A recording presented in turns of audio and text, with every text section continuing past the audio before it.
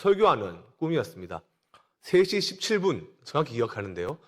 3시 17분이 되는 순간에 성도님들 90%가 갑자기 일어나서 나가기 시작했습니다. 그때 순간 당황해서 담임 목사님 얼굴을 보았습니다. 그리고 바로 꿈을 깼습니다. 바로 이제 깜짝 놀라서 꿈을 깼는데 제가 어떻게든 오늘 3시 17분까지는 마치도록 최대한 노력을 해보도록 하겠습니다. 우리 주님께서 공생의 사역을 시작하면서 가장 큰 인파가 모인 장소가 어딜까요? 방금 읽었던 마태복음 5장의 말씀이다라고 저는 생각되어지는데요. 가장 큰 인파가 모인 그곳이 예수님께서 우리가 잘 아는 8가지의 말씀을 하십니다. 우리는 이를 가리켜 보통 산상수훈 혹은 산상보훈, 팔복 이렇게 이야기를 합니다. 팔복 가운데 가장 중요한 말씀이 무엇일까요? 바로 마태복음 5장 3절의 말씀이죠. 우리 너무나 잘 아는 말씀입니다. 심령이 가난한 자는 복이 있나니 천국이 그들의 것임이요. 심령이 가난한 자는 지금 복이 있다라고 예수님께서 말씀을 하십니다. 이 말씀에 대해서 생각해 보면 복은 물질적인 복을 말하는 것이 아니라 어떤 복입니까? 바로 영적인 복을 의미합니다. 천국이 그들의 것임이라 라는 이 말씀을 통하여 분명히 천국을 소유한다라는 것은 즉 신령한 복이다라는 것을 우리가 충분히 알 수가 있습니다. 심령이 가난함이 천국의 시작이 된다. 이것은 무슨 말씀일까요? 바로 그것은 구원의 첫 출발, 믿음의 시작이 심령이, 마음이 가난함에서 시작된다라는 것입니다. 왜 그렇습니까? 여러분, 심령이 가난한 자는 하나님을 의지할 수밖에 없습니다. 심령이 가난한 자는 하나님밖에 의지할 수 없는 자신이 연약한 자임을 아는 것이죠. 그러므로 모든 것을 다 내려놓고 포기하고 창조주 하나님, 구원자 하나님만을 바라보게 됩니다. 의지하게 된다는 것이죠. 심령이 가난해지는 그 순간에 우리는 비로소 그때 하나님의 말씀이 들려오기 시작합니다. 가난하다라는 것은 결국 내려놓음의 의미요, 자신이 정말 낮은 존재다는 것을 인식하는 것이고, 나는 하나님의 도우심을 전적으로 의지하는, 정말 하나님의 도움만이 필요한 연약한 인간이라는 것을 아는 것입니다. 여러분, 이 모든 것을 한 단어로 말하면 어떤 단어가 있을까요? 바로 겸손입니다. 그래서 심령이 가난하다라는 것은 무엇을 의미합니까? 겸손을 의미하는 것이죠. 여기서 우리는 한 가지 기억할 것이 있습니다. 타락한 인간이, 즉 우리가 이 부패한 재성을 가지고 있는 우리 인간이 우리의 의지과 또 노력으로 과연 겸손해질 수가 있을까요? 사실 이거는 굉장히 심각한 질문인데요. 타락한 심령을 가진 인간이 겸손해질 수 있을까? 인간은 스스로 겸손해지기 위해서 종교를 만듭니다. 그래서 어떤 이는 막 산으로 올라가죠. 먼 산으로 혼자 올라갑니다. 그래서 그 산에 혼자 있을 때는 마치 큰 깨달음을 깨달은 것처럼, 그러니까 혼자서 겸손의 내공을 막 쌓는 것 같아 보입니다. 그러나 그 산에 다른 한 사람이 더 들어오면 겸손의 내공이 하루아침에 무너집니다. 어떻게 얘기합니까? 내가 너보다 이 산에서 1년이나 더 돌 닦았다는 둥 자신을 어떻게 합니까? 비교하면서 자신을 드러냅니다. 높이는 존재가 되는 것이죠. 인간은 여러분 이러한 존재입니다. 우리 인간은, 저와 여러분은 겸손과는 거리가 너무나도 멀고 먼 존재입니다. 창세기 3장을 기억해 보세요. 창조주 하나님의 말씀을 겸손히 받아들이지 않고 반역한 존재가 누굽니까? 다른 피조물이 아니죠. 바로 우리 인간입니다. 하나님의 말씀을 듣지 않고 순종하지 않는 것이 타락한 인간의 죄악된 본성입니다. 우리는 지금 사사기 본문에 들어가기 전에 우리 자신을 잘 기억해야 되는데요. 우리는 어느 누구도 심령이 가난해지기를 원하지 않습니다. 여기 앉아있는 여러분과 저는 가난해지고 싶다, 이러한 심령을 그렇게 생각하지 않습니다. 조금 더 세부적으로 말씀드리면 가난하다, 이 원어의 의미는 재산을 다 투자했는데 하루아침에 상실하고 파산했다라는 의미입니다. 재산을 상실하고 파산한 그 사람은 이제 어떻게 합니까? 자신의 힘이 없죠. 전적으로 누군가를 의지할 수밖에 없습니다. 겸손해질 수밖에 없다는 것이죠. 우리가 읽은 오늘 본문 사사기 6장에서 마태복음 5장 3절의 말씀을 경험한 이제 우리가 한 인물을 만나게 되는데요. 이제 우리 기드온에게 주목해 보도록 합시다. 기드온은 사사기 6장부터 8장까지 자세히 기록되어 있습니다. 우리는 상식적으로 기드온에 대한 이야기를 너무나 잘 알고 있습니다. 읽었던 6장 12절의 말씀과 같이 믿음의 큰 용사이고 미디안 적군을 달랑 300명을 데리고 무찌른 대단한 사사이며, 게다가 우리는 보통 기드온에 대해서 묵상할 때 기드온과 함께한 300명의 용사와 같이 영적인 전투, 영적인 군사가 되자 이렇게 많이 적용하고 묵상을 하기도 합니다. 물론 맞는 겁니다. 그러나 오늘 마태복음 5장 3절의 말씀과 연결해 보았을 때 사사 기드온에 대해서 우리가 다시 한 번 더 생각해 볼 필요가 있는데요. 먼저 성경을 보시면 사사기 6장을 보실까요? 이스라엘이 이제 파종할 때가 되면 미디안과 아말렉과 동방 사람들이 치러 올라오는 안타까운 상황이 시작되어집니다. 5절에 보시면 5절의 말씀을 보시면 여기에 많이 무수이라는 단어를 앞에 자막에서 여러분들이 확인이 가능할 건데요. 형용사가 지금 두 번이 반복되고 있습니다. 왜 성경 기자는 이와 같은 방식으로 미디안을 지금 표현하고 있을까요? 성경에서는 아시겠지만 숫자가 등장할 때가 참으로 많죠. 성경에 숫자가 등장할 때는 그 기록된 방식에 의해서 해석이 되어져야 됩니다. 여러분들 잘 아시겠지만 요한계시록은 전형적인 묵시록의 책입니다. 묵시록에서 나타나는 이 숫자들은 다 무엇을 의미합니까? 상징성을 의미합니다. 그러니 우리가 아는 14만 4천이 정말 구원받은 숫자의 정확한 숫자가 아니라 이것은 다 상징성을 의미합니다. 무식한 이단들이 14,400만 구원받는다. 이것은 정말 틀린 해석인 거죠. 사사기는 묵시록이 아닙니다. 역사서입니다. 역사서. 역사는 가장 중요한 게 사료, 특별히 사실이 굉장히 중요한데요. 사실을 강조하기 위해서는 여러분들 정확한 숫자를 표현해야 됩니다. 조금 이따가 살펴보겠지만 미디안을 물리치기 위해서 병사를 모을 때 숫자가 3만 2천이 등장하고 그 다음에 최종적으로 300명의 이 숫자가 또 나오는데요. 정확한 실제의 수를 사사기에서는 보여주고 있습니다. 자, 그런데 미디안 족속이 지금 올라왔는데 그 적군의 숫자를 정확하게 말하고 있지 않습니다. 막연하게 어떻게 말합니까? 많다, 무수히 이렇게만 이야기하고 있습니다. 왜 역사서인 사사기에서 정확한 숫자가 기록되지 않고 형용사 많다, 무수히 이것이 사용되고 있는 것일까? 이러한 질문을 우리가 마음속에 품고 6장 12절의 말씀을 보면 하나님께서 천사를 통하여 기드온을 부르십니다. 그리고 기드온에게 어떻게 이야기하십니까? 기드온에게 큰 용사여라고 이야기합니다. 기드온아, 너 크다라고 지금 이야기하고 있는데요. 이것을 좀 더 정확하게 말씀을 드리면 기드온아, 네가 더 많다라는 것입니다. 기드온아, 네가 더 많다. 지금 미디안의 대적은 숫자를 헤아리기 어려울 만큼 굉장히 많은데 천사를 통하여 기드온, 네가 더 크다, 네가 더 많다라고 지금 하나님은 말씀하고 있습니다. 여러분, 그러면 미디안은 얼마나 많을까요? 기드온이 처음에 나팔을 불어서 병력을 모으거든요. 그때 모은 숫자가 3만 2천 명입니다. 3만 2천 명을 모으고 자신이 없으면 떠나라 그렇게 할 때 2만 2천 명이 떠나버립니다. 왜 떠날까요? 싸워봤자 이길 가능성이 없으니까 무서워서 떠나는 거죠. 자, 그러면 생각해 봅시다. 그럼 남자들은 약간 가대망상증이 있습니다. 남자들은 자신이 누군가 싸우면 대부분 다 내가 2대1은 감당하다, 2대1은 싸울 수 있을 것 같다 이렇게 다 생각을 합니다. 2대1은 싸워볼만 하죠. 그런데 3대1은 어떻습니까? 좀 벅차다 이렇게 생각됩니다. 그래서 싸움을 하지 않고 최대한 좋게 말로 이렇게 풀고 갑니다.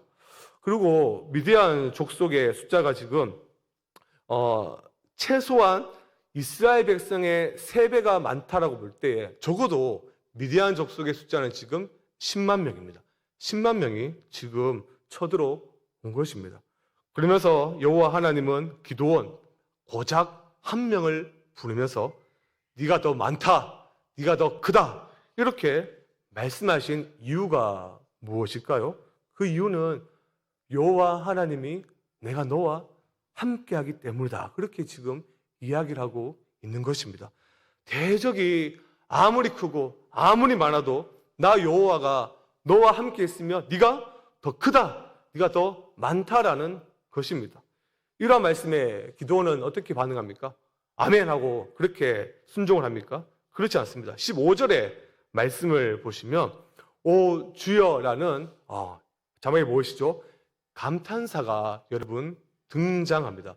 이 감탄사는요 놀라움이 아니라 우리 권사님들, 장로님들 앞이 보이지 않고 답답하면 하는 말이 있죠. 아이고 주여 이런 거 있지 않습니까? 아이고 주여 그런 것처럼 지금 탄식을 하고 있는 것입니다. 내가 무엇으로 이스라엘 백성을 구원합니까? 보소서 나의 집은 므낫세 집안 중에서 가장 작은 그런 집이고 나의 또 아버지 집은 가장 적은 집입니다. 이렇게 이야기합니다. 사실 기드온의 이러한 말을 전후 문맥만 빼서만 해석할 때는 굉장히 기드온이 겸손한 것처럼 보입니다. 그러나 그것은 아닙니다. 이 말은 즉시 기드온은 지금 하나님을 믿지 않고 있다는 것을 의미합니다. 기드온에게 자신과 함께 하시는 하나님을 지금 보는 것이 아니라 무엇을 보고 있습니까? 메뚜기 떼와 같이 많은 미디안 족속만 보고 있는 것이죠. 기드온은 영적인 눈이 활짝 열리지 않았고 육신의 눈으로 현실만 주목하고 있는 것입니다. 그럼 이렇게 얘기하는 거죠. 아이고 주님, 나는 못합니다. 나는 절대 못합니다. 이렇게 탄식을 하고 있는 겁니다. 겸손이 아니라 믿음이 없는 것입니다. 천사를 통해 주시는 하나님의 말씀이 기드온의 그 심령 속에 새겨지지 않았습니다. 하나님 나와 함께 하시면 내가 더 많다, 내가 더 크다 그렇게 인정해야 되는데 그는 인정하지 않았습니다. 그러나 천사가 시키니까 그러니 그가 기드온은 어떻게든 순종하고자 나팔을 불어서 이스라엘 족속을 일단 모으기는 모읍니다. 35절의 말씀을 보시면 35절에 보면 네 지파만 모이는 것을 우리가 확인이 가능한데요. 므낫세, 아셀, 그 다음에 스불론, 그 다음에 납달리 이렇게 네 지파만 모입니다. 여러분 이스라엘은 몇 지파로 있습니까? 12지파죠. 근데 고작 지금 네 지파만 모여 있습니다. 그러면 몇 지파가 지금 남아 있습니까? 8지파만 남아 있습니까? 제가 중간에 미디안 족속이 적어도 10만 명은 모였을 것이다라고 이렇게 이야기 드렸는데요. 네 지파가 모였을 때 숫자가 지금 3만 2천 명입니다. 그러니 남은 8지파를 어떻게든 설득을 해서 10만이 넘어야 전쟁에서 승리할까 말까입니다. 승리할 가능성이 조금이라도 보입니다. 더 많은 병사를 모아야 되는데 사실 그것이 기드온이 해야 할 일인데 하나님의 뜻은 그렇지 않습니다. 하나님 그것을 허용하지 않습니다. 하나님께서 기드온을 어떻게 인도하시는지 살펴봅시다. 기드온이 아무리 생각해봐도 이건 아닌 것 같다. 이건 도저히 아닌 것 같다. 네가 더 크다. 그렇게 얘기하시는데 지금 하나님께서 하시는 일을 보아하니 도저히 믿겨지지가 않습니다. 그러니 기드온 하나님께 무엇을 구합니까? 두 가지 증표를 구합니다. 그것이 6장 36절부터 40절까지의 말씀인데요. 그 성경을 보시면 첫 번째는 그러나 하나님께 무엇을 요구합니까? 양털에만 이슬이 있고 주변 땅은 마르게 해달라는 그러한 요청을 하죠. 하나님은 기드온의 요구대로 역사하십니다. 사실 이것은 과학적으로 쉽게 설명이 가능하죠. 왜냐하면 양털은 물을 빨아들일 수 있기 때문이죠. 사실 기드온이 이렇게 응답받았을 때 아마 이런 마음을 가졌을 것입니다. 이건 너무 쉽다. 그러니 하나님 앞에 반대로 제안을 합니다. 어떻게 제안합니까? 양털은 마르고 주변 땅들이 흠뻑 젖으면 믿겠노라 이렇게 말합니다. 하나님은 그렇게 해 주십니다. 그렇게 증표를 보여주십니다. 여기서 36절부터 40절의 말씀을 성경에 보면 하나님이라는 단어가 3번이 등장하는데요. 보통 사사기에서 하나님은 대부분 다 여호와로 표현됩니다. 여호와가 무엇입니까? 하나님과 이스라엘 백성의 언약적인 관계를 의미합니다. 인격적인 교제를 의미하죠. 그런데 36절부터 40절에 보면 여호와 하나님이 아닌 엘로힘 하나님으로 성경은 기록되어 있습니다. 그러니까 기도원은 지금 하나님과 이야기를 하면서 언약적인 그러한 관계가 아니라 일반적인 관계로 그 이상도 그 이하도 아니다는 것입니다. 그렇게 지금 기도원은 하나님 앞에 나아가고 있습니다. 하나님을 시험했던 이 기도원은 이제 더 큰 군대에 더 많은 병력을 모으고자 합니다. 그런데 하나님께서 기도원을 인도하시는 내용이 더 기가 막힙니다. 하나님이 이제 기도원을 깜짝 놀라게 만드실 것인데요. 하나님 이 순간부터 그의 믿음을 점금과 같이 단련시켜 나가십니다. 하나님께서 이제 기도원의 믿음을 훈련시키십니다. 어떻게 훈련시키실까요? 바로 겸손하게 만듭니다. 7장 2절의 말씀을 보면 7장 2절에 보면 너를 따르는 백성들이 너무 많아라고 하나님이 지금 이야기하고 있습니다. 무슨 말입니까? 지금 민디안의 연합군은 메뚜기 떼와 같이 너무 많은데 지금 우리는 이스라엘 지파는 고작 4지파만 모여 있는데 하나님은 이것도 너무 많다라고 이야기하고 있습니다. 그래서 하나님께서 어떻게 조치를 취하십니까? 두렵고 떨리는 자는 가라 이렇게 이야기하죠. 그래서 32,000명에서 22,000명이 떠납니다. 몇 명이 남았습니까? 고작 10,000명이 남았습니다. 근데 하나님은 이제 10,000명도 나누어 버리십니다. 기도를 통하여 남은 자들을 어떻게 합니까? 개울가로 데리고 가십니다. 거기서 물을 개처럼 핥은 자와 그 다음에 무릎 꿇고 그냥 마시는 자로 나누십니다. 하나님은 여기서 9,700명 물을 핥아서 마시는 사람을 돌로 보내시고 고작 300명만 즉 물을 떠서 마시는 사람만을 선택하십니다. 자, 여기서 우리는 하나님께서 일하시는 패턴을 이제 잘 이해해 볼 필요가 있어요. 하나님께서 지금 9,700이 아니라 300을 선택했습니다. 왜 하나님은 이렇게 일을 하고 계신 것일까요? 왜 도저히 상식적으로 이해할 수 없는 방법을 하고 계신 것일까요? 하나님은 군대의 숫자와 상관없이 그 숫자와 상관없이 구원을 이루신다는 사실을 보여주기 위해서입니다. 하나님을 의지하는 것이 군대를 막 세워서 의지하는 것보다 훨씬 더 중요함을 기도원에게 가르쳐주고 있다는 겁니다. 어떻게 해요? 실제적인 숫자를 하나하나 이야기하고 있습니다. 32,000에서 만으로, 만에서 300으로. 그리고 하나님께서 이제 기도원을 불러서 미디안 진영을 정탐하라 라고 하시는데요. 기도원에게 어떤 마음이 생겼을까요? 기대가 있지 않았을까요? 저번에는 천사를 통해서 직접 말씀해 주시고 또 양털과 마른 땅, 젖은 땅을 친히 보여주셨고 이번에 어떤 것을 보여주실까?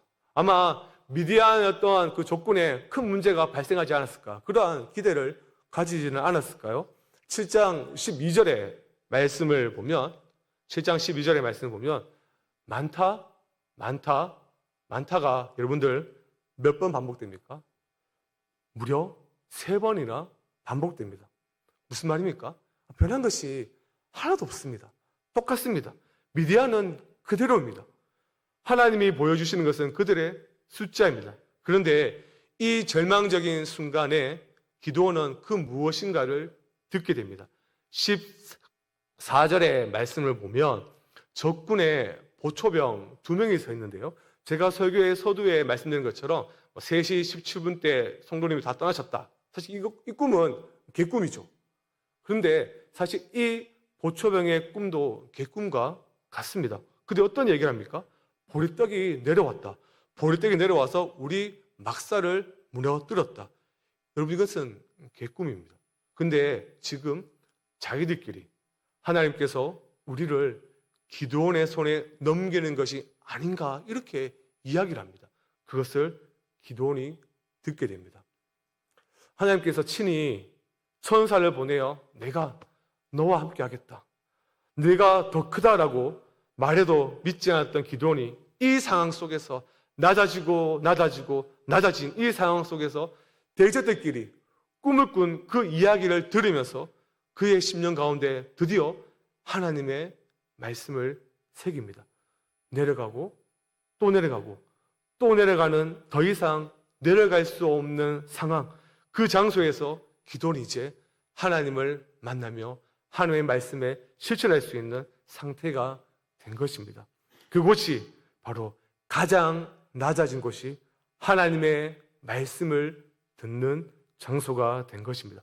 어쩔 수 없이 끌려온 상황 속에서도 기도는 그 장소에서 온전히 순종할 마음을 이제 가지게 된 것입니다. 좋지 않은 상황으로 내몰린 그 장소에서 기도원은 하나님의 말씀을 자신의 심령에 새길 수 있는 장소가 되었으며 믿음이 시작할 수 있는 장소가 된 것입니다. 그래서 기도는 어떻게 합니까? 이 말씀을 붙들고 믿음으로 나아갑니다. 이 말씀을 하나님의 약속으로 확신하고 전쟁이라는 이 무서운 현실 속에서 고작 300명을 데리고 승리를 하신다고 믿음으로 나아갔죠. 기도는 이후에 보면 더 이상 하나님을 시험하지 않습니다. 더 이상 뭐 보여달라고 이렇게 요구하지 않습니다. 그의 눈에는 보이는 현실은 많아도 대적의 수가 많음에도 불구하고 대적이 그 준 말을 가지고 나아갑니다. 사실 그것은 하나님의 말씀이었죠. 천사가 준 말이 아님에도 불구하고 그의 말을 그의 심령 속에 새기고 나아가 전쟁에 승리하며 하나님의 함께하심을, 임마누엘을 경험을 했다라는 것입니다. 여러분, 우리들의 인생은 누구나 다 봄날과 같은 따뜻한 햇빛만을 추구합니다. 그러나 그 따스함이란 봄날의 그 햇살이라고 하는 것은 추운 겨울을 지나가야지 소중함을 느끼는 법이죠. 하나님의 함께하심, 하나님의 인도하심, 우리의 믿음의 시작은 어디서부터 여러분 시작합니까? 우리가 언제 여러분 하나님의 말씀을 듣게 됩니까? 가장 낮은 장소에서 하나님을 만나게 됩니다. 내가 겸손해서 하나님의 말씀을 듣는 것이 아니라 들을 수밖에 없는 그 상황 속에서 하나님의 말씀을 어떻게 합니까? 듣게 된다는 거예요. 작다라고 느낄 때, 내가 정말 작다라고 느낄 때, 그때 크신 하나님을 만나게 되는 겁니다. 그래서 우리는 위기 속에서도, 암담한 현실 속에서도 왜요? 결코 낭망하지 않습니다. 포기하지 않습니다. 왜 그렇습니까? 오히려 그곳이 우리가 하나님을 만나는 장소, 유료의 장소고 또 하나님의 말씀이 내 심령 속에 들어오는 아주 중요한 시간이기 때문입니다. 말씀을 준비하면서 기도원의 모습을 통해 17년 전 저의 모습을 잠깐 생각해 보았습니다. 그리고 그 크신 하나님의 은 앞에 저절로 고개를 숙였는데요. 저는 돌아가신 아버지와 그리고 가족을 통해 하나님을 만났습니다. 개인적으로 사실 저는 어렸을 때는 그렇게 힘들게 자라지 않았습니다. 또 외롭게 자라지도 않았습니다. 언제나 주위에 친구들이 많았는데요. 그런데 중학교 시절에 아버지께서 이제 암에 걸리시고 저희 집에 어두운 그림자가 찾아왔습니다. 그 어디에도 의지할 곳도 없는 상황으로 이제 몰리게 된 것이죠. 저는 모든 것을 내려놓고 아버지를 이제 간호할 수밖에 없는 그러한 상황까지 내몰리게 되었습니다. 아버지와 함께 둘이서 서울에 있는 병원에 가게 되었고, 수술을 하기 전날 의사가 저를 불렀습니다. 왜냐하면 제가 당시에 보호자였기 때문이죠. 그때 제 나이는 중학교 3학년이었습니다. 수술할 때 일어날 수 있는 모든 상황들을 저에게 다 설명해 줬습니다. 그런 거 다 친절하게 설명 안 해도 되는데 너무나 친절하게 설명해 주면서 이렇게 하다가 죽을 수도 있다라고 설명하면서 마지막에 사인을 하라 이렇게 얘기했습니다. 처음으로 그때 하나님을 찾았습니다. 내 잘못된 사인 하나에 아버지의 목숨이 이렇게 죽을 수도 있구나. 저는 그때 할 수 있는 게 없어서 삼성의료원에 있는 지하 1층에 내려가 처음으로 하나님 앞에 울부짖으면서 기도했습니다. 그때가 바로 하나님을 만난 처음의 장소였습니다. 하나님밖에 없었습니다. 그곳에서 저는 처음으로 기도하였고 아버지가 돌아가신 이후에도 여전히 상황은 변하지 않았습니다. 적들이 많고 많은 것처럼 상황은 동일했습니다. 그러나 그 상황 속에서 하나님은 저를 부르셨고 이미 파산되고 붕괴된 제 마음에 말씀으로 깊숙하게 찾아와 주셨고 저를 만났습니다. 지금도 생각해 보면 하나님의 은혜를 가장 크게 경험했던 모든 일들은 몇 번이나 내가 하나같이 아무것도 할 수 없구나, 나는 정말 아무것도 아니구나 할 때 그때 하나님은 저를 언제나 만나 주셨습니다. 이러한 하나님의 은혜를 박영선 목사님은 하나님의 열심이다라고 표현하는데요. 하나님께서 우리의 목덜미를 꽉 붙잡고 한 인생을 끌어가신다라고 이야기해요. 하나님께서 우리의 목덜미를 꽉 잡고 우리를 질질 끌고 가실 때가 있습니다. 그런데 신기하게도 그곳이 여러분 하나님을 경험하는 실존적인 장소입니다. 그 은혜가 그 장소가 날마다 있어 성도님을 하나님을 더욱더 사랑하는 우리 성강교 되기를 진심으로 소망합니다.